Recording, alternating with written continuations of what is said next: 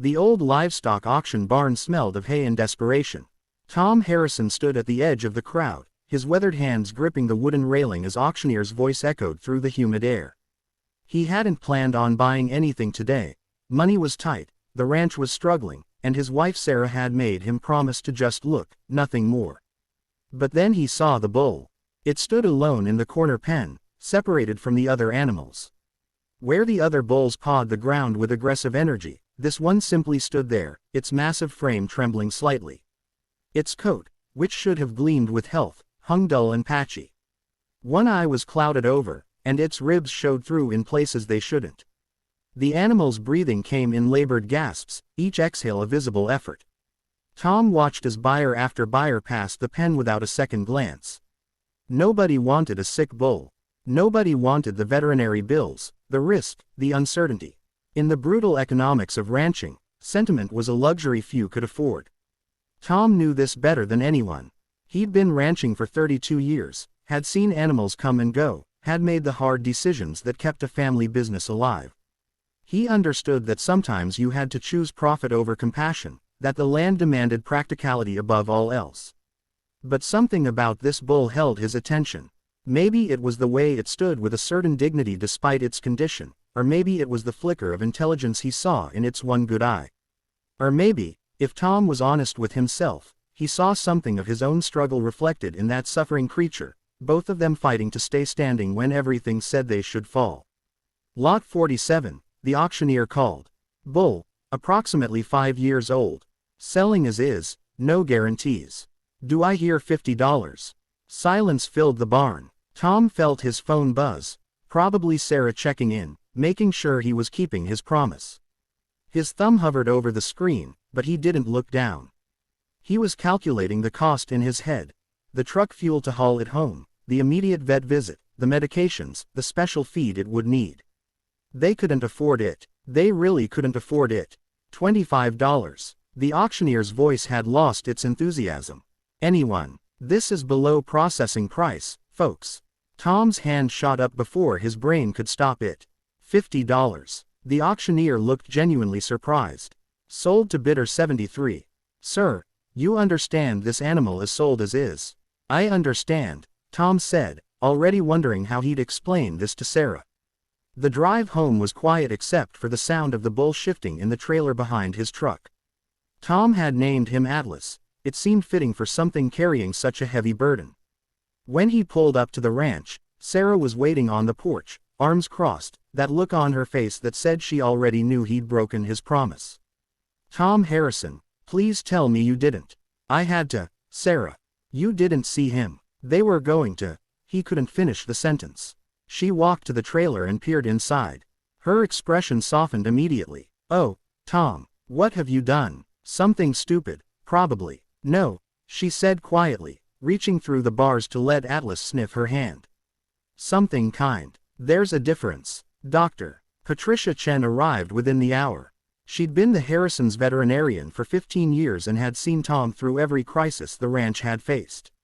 She took one look at Atlas and shook her head. Tom, I'm going to be straight with you. This animal has severe malnutrition, a respiratory infection, possible parasites, and that I needs attention. The treatment costs alone could run you $3, maybe $4,000. And that's if everything goes right. And if I don't treat him, he'll be dead in a week, maybe 2. He's suffering, Tom. The kindest thing might be. No. Tom's voice was firm. We treat him. Whatever it takes. Patricia nodded slowly. All right then. Let's get started. The first week was brutal. Atlas could barely eat, and getting medicine into an animal that size required patience Tom didn't know he had. Sarah helped, talking softly to the bull while Tom administered injections and antibiotics. Their daughter Emma, home from college for the summer, took over the night watches, checking on Atlas every few hours. Dad, why are we doing this? Emma asked one night as they stood by Atlas's stall. I mean, I'm glad we are, but we can barely keep the ranch running as it is. Tom was quiet for a long moment. Your grandfather once told me that how you treat something that can't help you back, that's the measure of your character. This bull can't work, probably won't ever be healthy enough to breed. Economically, he's worthless, but he's suffering, and I had the ability to stop that suffering. What kind of man would I be if I walked away? Emma leaned her head on her father's shoulder. The kind who kept his ranch. But I like this kind better. By the second week, something shifted. Atlas began to eat more. His breathing improved. The cloudiness in his eyes started to clear. Dr. Chen came by regularly, amazed at the bull's resilience. I've seen a lot of animals in my career, Tom, but this one's a fighter. He's responding better than I expected. But the financial pressure was mounting. Tom had to defer payments to feed suppliers. The truck needed repairs he couldn't afford. When the property tax bill arrived, Sarah sat at the kitchen table, calculator in hand, her expression grim. We're $3,500 short, she said quietly. Even if we sell the harvest equipment, we won't make enough. Tom, we might lose the ranch. The weight of what he'd done settled on Tom's shoulders. He'd let his heart overrule his head, and now his family would pay the price. That night, he sat in the barn with Atlas, who was now strong enough to stand without trembling. I'm sorry, boy, Tom whispered. I tried to save you, but I might have doomed us both. Atlas nudged Tom's shoulder gently, a gesture that felt almost human in its comfort. The next morning, Tom was in the barn early when he heard unfamiliar vehicles pulling up. He walked outside to find several trucks and cars parking in his driveway. Dr. Chen got out of the first one, followed by people Tom recognized from town. The hardware store owner, the woman from the feed supply, the mechanic, even old Mr. Peterson from the neighboring ranch who Tom had never gotten along with. What's going on? Tom asked, confused. Dr. Chen smiled. Emma posted about Atlas on social media. The story spread. People wanted to help. We don't need charity, Tom said automatically, his pride flaring. It's not charity, Mr. Peterson said gruffly. It's community. You think you're the only one who's had a hard time. 3 years ago, when my wife was sick, who drove 40 miles to help me with my harvest. You did. Never asked for a dime. The hardware store owner stepped forward. And when my store flooded, who spent a weekend helping me salvage inventory. This is just us returning the favor, Tom. You taught this whole town what it means to show up for each other. One by one, people handed Sarah envelopes and checks. Some contained $20, others $100. The mechanic handed over an invoice marked, paid in full, for the truck repairs.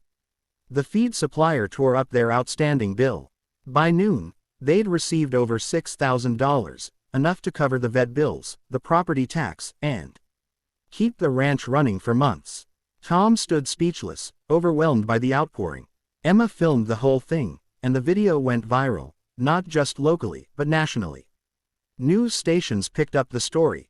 Farmers' Compassion Inspires Community, read one headline. The bull that brought a town together, read another. But the real shock came 2 weeks later when a representative from the American Angus Association showed up at the ranch. She examined Atlas carefully, checking markings Tom had barely noticed, consulting papers and databases. Mr. Harrison, she said finally, do you know what you have here? A bull I bought for $50. This is Highland Storm's legacy. He was stolen from a breeding facility 8 months ago. He was one of the most promising breeding bulls in the country before he disappeared. Someone transported him illegally, probably planning to sell him overseas, but he got sick and they dumped him. Sir, this animal is worth over $200,000. His bloodline is exceptional. The facility has been searching for him desperately. The room went silent. Tom looked at Atlas, who gazed back with both eyes now clear and bright. $200,000. It would save the ranch. Set Emma up for college. Give Sarah the life she deserved. The representative continued, the facility is offering a $50,000 reward for his return, plus they'd like to purchase him back from you. They're willing to pay fair market value, around $250,000 total. Tom walked over to Atlas and ran his hand along the bull's massive neck. Atlas leaned into the touch, that same gentle gesture he'd learned in the barn that desperate night. No, Tom said quietly. I'm sorry. The representative looked confused. I said no. He's been through enough. He stays here. Mr. Harrison, that's $250,000 you're turning down. I know what it is. But I didn't save him to sell him. And I won't send him back to a place he was stolen from. where he'll spend his life in isolation being used for breeding. He stays here. He gets to be a bull. He gets to live in the pasture and feel the sun and just be. That's not negotiable. Sarah stepped beside him, taking his hand. We'll manage. We always do. The representative left, shaking her head in disbelief. The story made national news again. Some people called Tom foolish. Others called him noble. But Tom didn't care about any of that. He'd made a promise to a suffering creature, and he intended to keep it. What Tom and Sarah didn't anticipate was the response from the public. The viral video had touched something deep in people, a reminder that kindness still existed, that compassion wasn't weakness, that sometimes the right choice wasn't the profitable one. Donations poured in, not because the Harrisons asked, but because people wanted to be part of something good. A GoFundMe campaign raised over $400,000. Agricultural companies offered sponsorships. A documentary crew asked to film life on the ranch. But more than the money, something else changed. The ranch became a different kind of operation.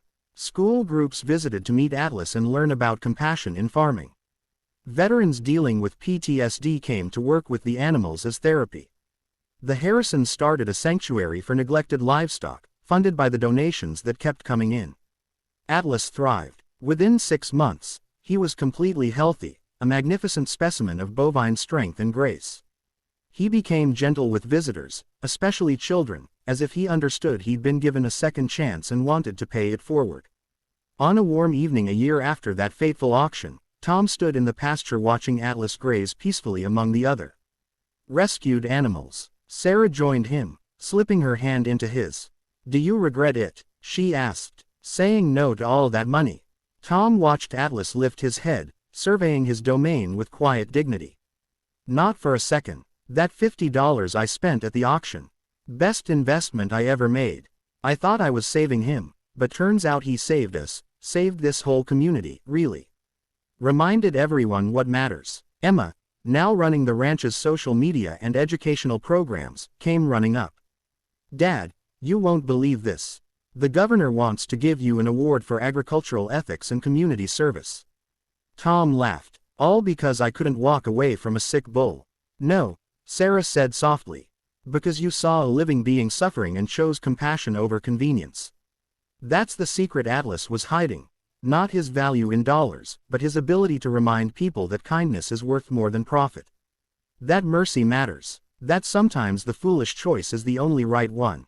As the sun set over the pasture, painting the sky in shades of gold and amber, Atlas approached the fence where the Harrison family stood.